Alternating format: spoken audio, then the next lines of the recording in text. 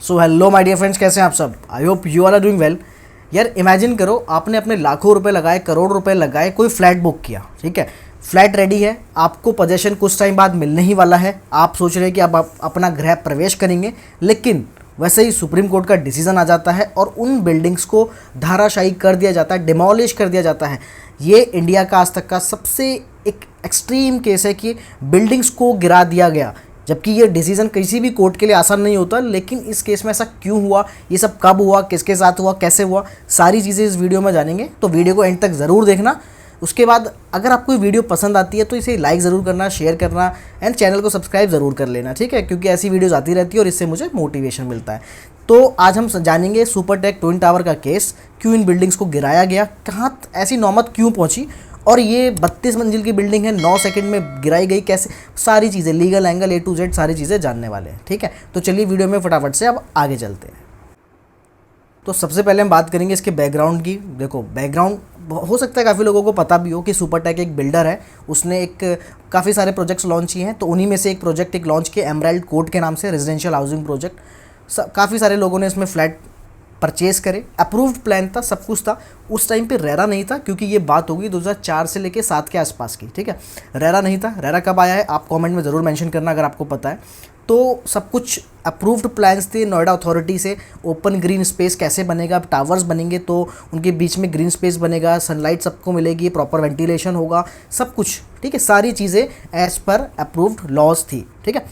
सब चीज़ें, residential tower कितने बनेंगे, community facility, mandatory open space, distance required between two, जो 2 टावर्स बनेंगे उनके बीच में कितनी डिस्टेंस चाहिए, जो भी सारी चीज़ें होती है प्रॉपर एज पर प्लान थी। Okay, done.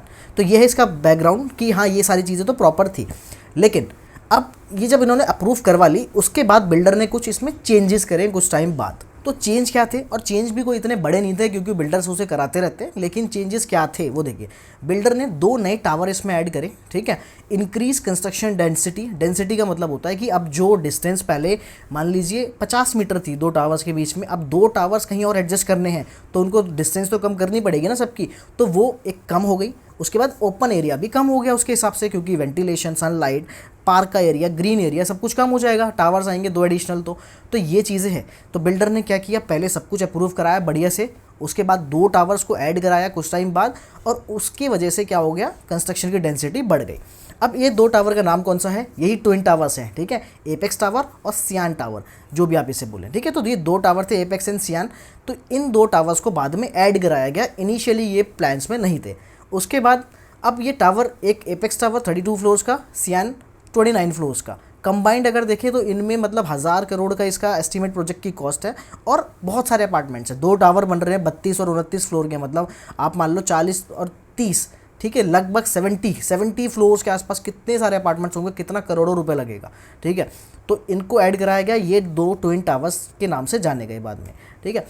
अब रेजिडेंस ने इसको ऑब्जेक्ट किया, क्योंकि देखो ये 2 टावर्स ऐड हुए हैं, लेकिन जो बाकी टावर्स में लोगों ने फ्लैट लिए हैं उन्होंने इसमें ऑब्जेक्शन उठाया। क्यों? उन्होंने बोला कि क्योंकि वहाँ ना काफ़ी लोग रहने भी लग गए थे, तो काफ़ी लोगों को पोजेशन भी मिल गया था। तो क्योंकि ये पूरा प्रोजेक्ट एक टाउन की तरह बस रहा था, तो उसमें बहुत सारे प्रोजेक्ट्स थे, बहुत सारे कंप्लीट हो चुके थे। ये ट्विन टावर्स बाद में आया, इसमें ये ऑब्जेक्शन आया, ठीक है। अब जो रह रहे हैं उन्होंने ऑब्जेक्शन क्या उठाया कि ओपन स्पेस हमारा कम हो रहा है, हमारी सनलाइट ब्लॉक हो रही है, वेंटिलेशन इफेक्ट हो रहा है, प्राइवेसी कॉम्प्रोमाइज़ हो रही है, क्योंकि जहाँ पे कुछ था ही नहीं पहले प्लान में, वहाँ पे आप टावर ऐड कर रहे हो, ठीक है। सेफ्टी कंसर्न को भी बताया गया। बिल्कुल सही बात है, रेजिडेंस ने ये ऑब्जेक्ट किया बिल्डर के सामने भी और आगे भी जाके। They believe the changes violated approve plan. उन्होंने कहा कि भैया जो प्लान आपने अप्रूव कराया था इनिशियली 2004 या 7 के आसपास, एमराल्ड कोर्ट के नाम से जो आपने पूरा बसाया है पूरा टाउन, तो उसमें ये चीज़ें नहीं थी, ये 2 ट्विन टावर्स का नाम कहीं भी नहीं था। ओके, तो ये सारी चीज़ें इन्होंने ऑब्जेक्ट करी, किसने, जो वहाँ रह रहे हैं उन लोगों ने, उनके RWA ने। लीगल रिक्वायरमेंट्स फॉर कंसेंट, इन्होंने बोला कि देखो अगर आपको, और ये लीगली भी होता है, अगर आपको किसी भी प्रोजेक्ट में कोई भी चेंजेस करवाने हैं, ठीक है, तो आपको उसमें रेरा, एज पर रेरा, अगर आपको पता है, चलो मैं बता ही देता हूँ क्या कमेंट में लिखोगे, 2/3 ऑफ द अलॉटीज़ की परमिशन आपको लेनी पड़ती है अगर आपको कोई भी मेजर चेंज करवाना है तो, ठीक है। तो अब लीगल रिक्वायरमेंट भी उन्होंने एक पॉइंट रखा कि रेजिडेंट्स जो थे उन्होंने आर्ग्यू किया कि significant modification affected their rights, their consent was necessary before major changes and the builder could not alter the project unilaterally. आप प्रोजेक्ट को ऑल्टर नहीं कर सकते हो। ये किसने बोला? जो लोग रह रहे हैं उन्होंने सब। की क्वेश्चन यही था कि यार can a builder substantially modify a project after selling flats, क्या फ्लैट को बेचने के बाद आप अपने प्रोजेक्ट को मॉडिफाई कर सकते हो या फिर नहीं। तो ये बहुत बड़ा रिक्वायरमेंट है, मतलब ये क्वेश्चन था बेसिकली। अब इसका आंसर क्या है वो हम देखेंगे, ठीक है। रोल ऑफ नोएडा अथॉरिटी, अब इन्होंने जो भी प्लान अप्रूव कराए सब कुछ था तो नोएडा अथॉरिटी से कराए थे, ठीक है। उस टाइम पर रहना नहीं था, नोएडा अथॉरिटी ने सारी चीज़ें रिवाइज प्लान जो 2 ट्विन टावर ऐड करे वो भी अप्रूव्ड थे, वो कोई इलीगल टावर्स नहीं थे, वो अप्रूव्ड थे। यही तो मज़े की बात है कि वो इलीगल बिल्कुल नहीं थे। रेजिडेंट्स ने चैलेंज किया कि भैया ये जो अप्रूवल दी है ये भी लीगल नहीं है। इन्होंने पता नहीं कैसे अप्रूवल दे दी, क्योंकि हमारी कॉन्सेंट नहीं ली गई। कंप्लायंस विद बिल्डिंग रेगुलेशंस पूरे नहीं है। वेदर अथॉरिटी एक्टेड लॉफुली, क्या authority Noida authority lawfully act कर रही है कि नहीं, ये इन सारे क्वेश्चन को लेकर इन्होंने चैलेंज किया, ठीक है। Was the approval itself illegal, ये सबसे बड़ा इशू था कि क्या अप्रूवल ही इलीगल थी, क्योंकि बिल्डर तो हमेशा अप्रूवल लेटर लेके घूम रहा है कि देखो भैया मैंने तो अप्रूव करा दिया, मुझे परमिशन मिल गई। तो क्वेश्चन यही था कि जिन्होंने अप्रूवल दिया है क्या उन्होंने पैसे खा के या किसी भी और तरीके से अपने लालच में आके आपको अप्रूवल दी है जो कि लीगल नहीं है। तो ये भी एक बड़ा क्वेश्चन था। अभी सारे क्वेश्चन समझो, आपको कुछ नोट नहीं करना, कोई स्क्रीनशॉट नहीं लेना, चुपचाप बस आप सुनते रहो। पूरा केस बहुत इंपॉर्टेंट केस है, पूरा ये रियल एस्टेट इंडस्ट्री का one of the most important case है, ठीक है। अब केस पहुंचता है भाई इलाहाबाद हाई कोर्ट पहुंच जाता है केस। कैसे? रेजिडेंट ने फाइल की एक पिटीशन हाई कोर्ट में, उन्होंने बोला कि देखो अप्रूवल जो है इलीगल दी है, गवर्नमेंट डिपार्टमेंट ने अप्रूवल इलीगल दी है, बिल्डिंग के नॉर्म्स को वायलेट किया है और अपार्टमेंट ओनर्स के राइट का भी वायलेशन किया है। बिल्कुल ये पॉइंट उन्होंने रखे। अब हाई कोर्ट 2014 में जजमेंट आती है।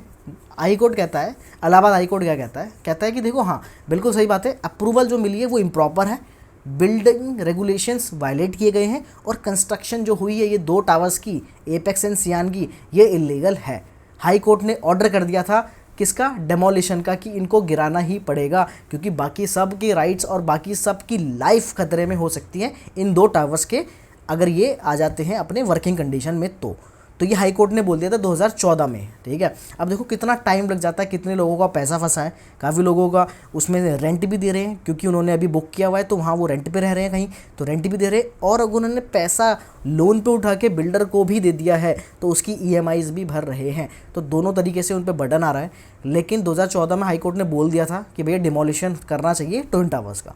अब इसमें बिल्डर सेटिस्फाई नहीं हुआ, और क्यों होगा? इतने बड़े 1000 करोड़ के प्रोजेक्ट पे आप कैसे एक हाई कोर्ट की जजमेंट फिर मानोगे? आप तो जाओगे ना आगे, सुप्रीम कोर्ट में ट्राई करोगे। तो ये ऐसे ही पहुंचता है ये केस सुप्रीम कोर्ट, ठीक है। यहाँ से बहुत इंटरेस्टिंग चीज़ें हैं, अब समझो। अब सुपरटेक ने चैलेंज किया हाई कोर्ट के जजमेंट को। अब बिल्डर क्या कहता है, देखो सुप्रीम कोर्ट में बिल्डर कहता है कि नेसेसरी अप्रूवल्स मैंने ले लिए थे, देखो मेरे पास अप्रूवल लेटर है, मुझे नोएडा अथॉरिटी ने अप्रूवल दे दी थी, कंस्ट्रक्शन भी अप्रूवल के हिसाब से हुआ है, और बायर्स ऑफ ट्विन टावर्स को कोई भी कुछ भी सफ़र करना नहीं पड़ा है, क्योंकि बायर्स ऑफ ट्विन टावर्स थे उनको बता दिया गया था, और ये जो मतलब जो भी उनके साथ BBA या बिल्डर बायर एग्रीमेंट हुआ था उसमें मेंशन था कि आपको कितना एरिया मिलेगा, ये सब चीज़ें, मतलब उनके साथ एक अलग एग्रीमेंट हुआ, उनके साथ उन्होंने कुछ भी सफ़र नहीं किया। लेकिन जो आसपास और टावर्स थे उनकी बात बिल्डर ने नहीं करी है, ठीक है ना। तो बिल्डर ने 3 चीज़ें रखी है 3 पॉइंट्स में।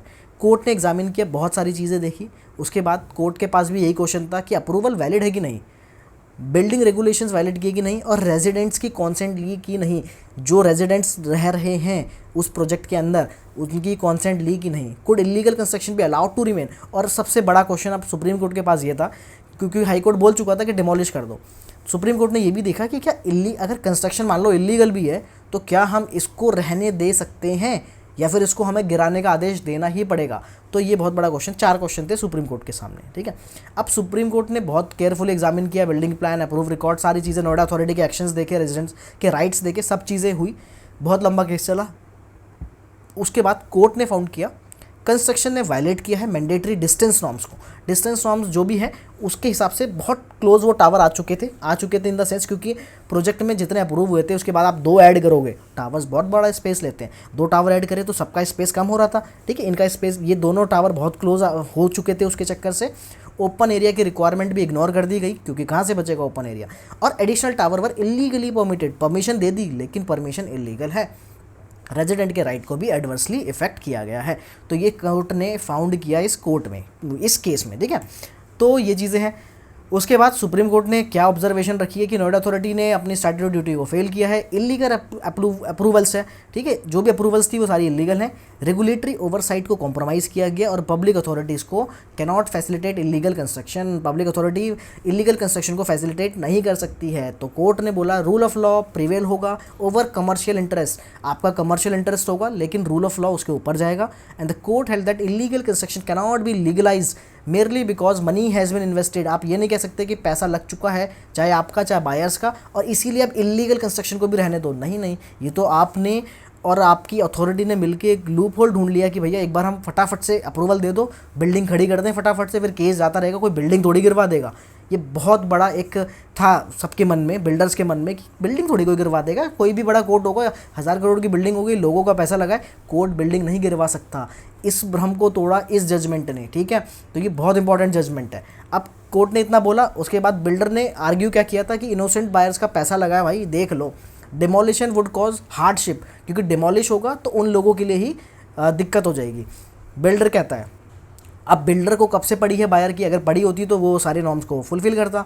अब 31 अगस्त 2021 सुप्रीम कोर्ट ने कहा कि भैया इलाहाबाद हाई कोर्ट का फैसला बिल्कुल सही है, इलीगल ट्विन टावर्स हैं और इनको गिरा दिया जाए, ऑर्डर्ड कंप्लीट डिमोलिशन, ठीक है, कंप्लीट डिमोलिशन का आदेश दे दिया गया। अब कोर्ट ने डायरेक्ट किया कि अब बायर्स का क्या होगा, उनको पूरा पैसा वापस करेगा बिल्डर और जो भी उनका पैसा जब से बिल्डर के पास है उस पर इंटरेस्ट भी दिया जाएगा, ठीक है। फ्लैट तो नहीं मिलेगा नहीं क्योंकि वो डिमोलिश हो गए, लेकिन उनको पूरा पैसा दिया जाएगा वापस विद इंटरेस्ट। ये सुप्रीम कोर्ट ने बोल दिया। अब सुप्रीम कोर्ट ने बोल दिया तो ख़त्म। अब डिमोलिशन का ऑर्डर आ चुका है, कोर्ट ने ऑर्डर कर दिया कि भैया सुपर टेक के खर्चे पे ही डिमोलिशन होगा, इसका सेफली एग्जीक्यूशन किया जाए, इन्वायरमेंटल नॉर्म्स को ध्यान में रखा जाए, बिल्डर ही इसकी सारी कॉस्ट बियर करेगा। और इसमें अप्रॉक्स 20 करोड़ की कॉस्ट आई थी इसको गिराने में, तो किसने बियर करी? सुपर टेक ने। अभी आगे देखेंगे। तो हिस्टोरिक डिमोलिशन हुआ, ये कब? 28 अगस्त 2022 को इसका डिमोलिशन हुआ। हम सब ने टीवी पर लाइव देखा। अगर आपको याद है तो कमेंट में ज़रूर बताना कि हाँ आपने भी इस डिमोलिशन को लाइव देखा था। तो ये बहुत ही बड़ा और बहुत ही इंपॉर्टेंट केस है अपनी रियल एस्टेट इंडस्ट्री का, ठीक है। अब ये हिस्टोरिक क्यों है? क्योंकि builder are not above the law, इसमें इस्टेब्लिश बहुत अच्छे तरीके से हो गया, अथॉरिटीज़ भी अकाउंटेबल हैं और रेजिडेंट्स के राइट्स कितने ज़्यादा मैटर करते हैं, इससे हमें ये पता चलता है कि 2 टावर्स गिरवा दिए भाई बिल्डर्स ने, वो बायर्स ने, ठीक है। बायर्स इन द सेंस मतलब आपके रेजिडेंट्स ने, ठीक है। Illegal construction will not be tolerated. Illegal construction किसी भी तरीके से वो बिल्डर के मन में बैठ गया कि हम करोड़ों का खर्चा करेंगे, उसके बाद वो भी गया और अपनी कॉस्ट पे जाएगा, तो इसलिए मत करो, गलत अप्रूवल्स मत लो अथॉरिटी से, ठीक है। तो ये इसलिए हिस्टोरिक भी बन जाता है। अब इससे रियल एस्टेट इंडस्ट्री में क्या इम्पैक्ट पड़ता है वो देख लेते हैं। After this judgement developer became more cautious, बिल्कुल हो जाएगा भाई, हर किसी की हालत ख़राब हो जाएगी कि ये ऐसा कैसे ऑर्डर दे दिया। उसके बाद अथॉरिटीज़ ने भी ग्रेटर स्क्रूटनी फॉलो करनी शुरू करी कि अथॉरिटीज़ के ऊपर भी बात आ रही है, हम कुछ भी दे दे ऐसा नहीं चलेगा। Buyer became more aware of approved plans and compliance become a major concern, ठीक है। इससे होम बायर्स को क्या लेसन मिलता है? होम बायर्स को लेसन ये मिलता है कि हमेशा बिल्डिंग के प्लान्स को देखो, अप्रूव्ड प्लान्स को वेरीफाई करो, रेरा का रजिस्ट्रेशन अब तो चेक करना ही चाहिए भाई। मैंने इतनी वीडियोस बना दी है, मैंने पूरा कंप्लेन करना, रेरा रजिस्ट्रेशन चेक करना, मतलब सारी चीज़ें बताइए। अगर आपको कोई भी डाउट होता है आप कमेंट में पूछ सकते हैं। लेकिन अगर आप एक बायर हैं, आप अगर रियल एस्टेट इंडस्ट्री में एंटर कर रहे हैं, कुछ भी जानना चाहते हैं, आपको हर एक बिल्डर का रेरा रजिस्ट्रेशन, उस प्रोजेक्ट का, बिल्डर का कभी भी रजिस्ट्रेशन नहीं होता, ठीक है। बिल्डर का रेरा रजिस्ट्रेशन नहीं होगा, वो एक प्रोजेक्ट का होगा। अगर वो 10 प्रोजेक्ट बनाता है तो 10 बार उसका रजिस्ट्रेशन होगा, 10 तरीके के उसके पास जो भी हो। मान लो यूपी में है तो यूपी रेरा नंबर उसके 10 बार होंगे, ठीक है। तो उस प्रोजेक्ट का देखना है आपको। रिव्यू करो लेआउट अप्रूवल्स, उसके बाद उसके प्रोजेक्ट में मॉडिफिकेशन कितनी बार हुई है वो देखो, सब दिख जाता है, ठीक है। और सारे डॉक्यूमेंट्स अपने संभाल के रखो, ठीक है। एक एक चीज़ें जो भी बिल्डर से आप ले रहे हो सब कुछ पढ़ो, उस टाइम पे साइन मत करो, घर ले जाओ, 2 दिन लगाओ, हफ्ता भर लगाओ, आराम से पढ़ के फिर उसको दो, ठीक है। उसकी इंटेंशन समझ में आएगी, क्योंकि बोलते कुछ और है और बाद में निकलता कुछ और है। फंसता कौन है? Home buyer. अब इससे कंक्लूजन क्या है इस केस का? देखो कंक्लूजन सिर्फ यही है, super tech twin tower case is not merely demolition story नहीं है, it's a landmark judgement about rule of law, accountability, urban planning and protection of home buyers. इन चारों चीज़ों को बहुत अच्छी तरीके से स्टैब्लिश किया गया कि भैया रूल ऑफ लॉ बहुत ऊपर है, ठीक है, कानून सबसे ऊपर है।